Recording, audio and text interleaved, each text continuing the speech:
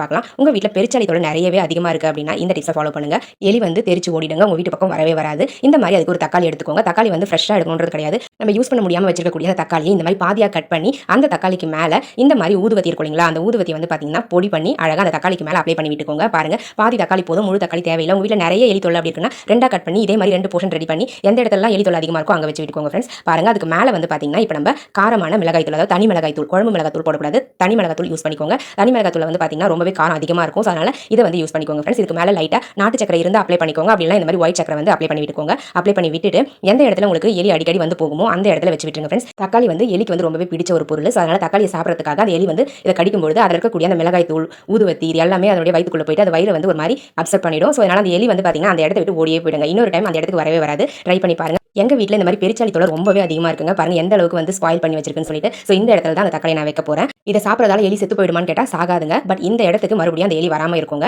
உங்க வீட்லையும் எலி தொல்லை ரொம்ப அதிகமாக இருந்துச்சு அப்படின்னா இந்த டிப்ஸை ட்ரை பண்ணி பாருங்க ஃப்ரெண்ட்ஸ்.